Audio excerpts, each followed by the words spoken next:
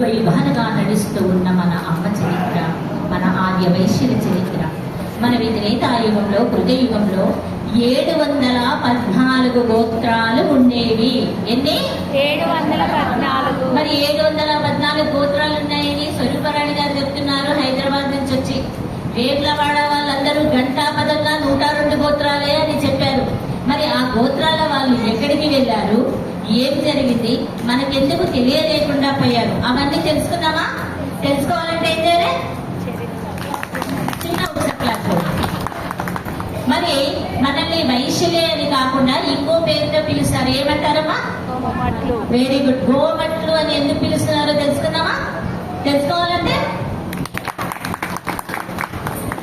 మరి మన చరిత్ర, అమ్మవారి చతుర్వర్ణాలు ఉన్నాయి. బ్రాహ్మణులు, క్షత్రియులు, వైశ్యులు, శూద్రులు 4 వర్ణాల వాళ్ళు ఉన్నప్పటికీ కూడా అమ్మవారు మన వైశ్య కులంలోనే ఆవిర్భవించింది. మనకంటే వేదం చదువుకున్న వాళ్ళు బ్రాహ్మణోత్తములు, దేవుడితో సమానమైన వాళ్ళు బ్రాహ్మణులు. కోట్లు పెట్టి గుడి కడతాం, లక్షలు పెట్టి పూజలు చేస్తాం, రకరకాల పూజలు, రకరకాల నివేదనలు చేస్తాం. నేను 10 కోట్లు పెట్టి గుడి కట్టినా, నేను 100 కోట్లు పెట్టి గుడి కట్టినా, నేను 1 కోటి రూపాయలు పెట్టి గుడి కట్టినా, గర్భగుడిలోకి వెళ్ళే అర్హత ఎవరికుందమ్మా? కేవలం బ్రాహ్మణుడికి మాత్రమే ఉంది. మరి అలాంటి బ్రాహ్మణ వంశంలో అమ్మవారు పుట్టలేదు. నీవు హారతి పల్లెంలో 100 రూపాయలు పెట్టినా, 1 రూపాయలు పెట్టినా, ఏం పెట్టకున్నా మన పేరు గోత్రనామాలను అమ్మవారికి నివేదించి చల్లగా ఉండమని ఆశీర్వదించి అలాంటి బ్రాహ్మణోత్తముని ఇంట్లో అమ్మవారు పుట్టలేదు.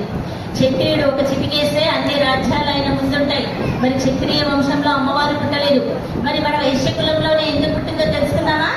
తెలుసుకోవాలంటే జయ కులవాసిని మాతాకి జయ, శ్రీ నగరేశ్వర స్వామికి జయ, శ్రీ వేములవాడ రాజరాజేశ్వర స్వామికి.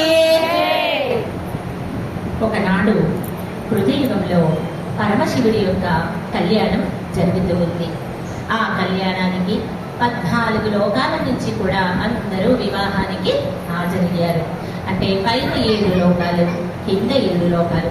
అతల వితల శితల తలాతల రసాతల మహాతల తమోలోక అన్నట్టుగా భూలోక, భువర్లోక, సువర్లోక, నాగలోక అన్ని లోకాల నుంచి కూడా ఆ కళ్యాణానికి హాజరయ్యారు. ఆనాడు ఆ కళ్యాణంలోకి భూలోకంలో నుంచి ఎవరూ వెళ్ళలేదట. అప్పుడు పరమశివుడు కుబేరుణ్ణి అడిగాడట. ఆ సమావేశంలో కుబేరుడున్నాడు, నందీశ్వరుడున్నారు, అందరూ ఉన్నారు.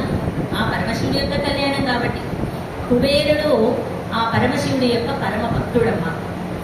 కుబేరుడు ఎవరో తెలుసా? ఆర్యవైశ్యుడు. కుబేరుడు కూడా ఆర్యవైశ్యుడే. అందుకనే కుబేరపుత్రులు అంటారు చూడు, గోంటోళ్ళని అంటారా?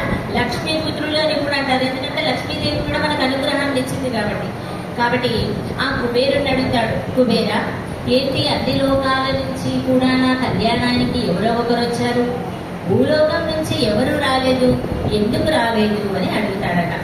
అప్పుడు ఆ కుబేరుడు పరమశివుడితో ఈ విధంగా తెలియజేశాడు, నాయన స్వామి, భూలోకంలో ఉన్న వైశ్యులందరూ కూడా సత్యాన్ని, ధర్మాన్ని, నీతి నియమాలను పరిపాలించి నీ కోసం 1000 సంవత్సరాలు తపస్సు చేసి బండాసురుడు అనే రాక్షసుడు భూలోకంలో ఉన్న వాసులతో హింసిస్తూ ఉన్నప్పుడు వారి హింసలను భరించలేక వారందరూ కూడా నీకై తపస్సు చేసి నీతో మోక్షం తీసుకొని అందరూ కూడా కైలాసంలో ఉన్నారు. 714 గోత్రాల అందరూ కూడా కైలాసంలో ఉన్నారు. కాబట్టి భూలోకంలో ఈరోజు ఎవరు వైశ్యులు లేరు. భూలోకంలో వైశ్యులు లేకపోవడం వల్ల వ్యవసాయము, వ్యాపారము, వాణిజ్యము జరగడం లేదు. ఇవన్నీ జరగకపోతే అంతా కూడా భూలోకం దుర్భిక్షంలో కొట్టుమిట్టాడుతుంది అన్నప్పుడు ఆ పరమశివుడు మహాగిరి కైలాసంలో ఉన్న 714 గోత్రాల వైశ్యులని ఆ సమావేశంలోకి పిలిచి, నాయన, మీరందరూ తిరిగి భూలోకానికి వెళ్ళండి. భూలోకంలో వ్యవసాయాన్ని, వ్యాపారాన్ని, వాణిజ్యాన్ని నిర్వహించి భూలోకం సస్యశ్యామలంగా ఉండేటట్టు చేయండి అని ఆజ్ఞాపిస్తాడు.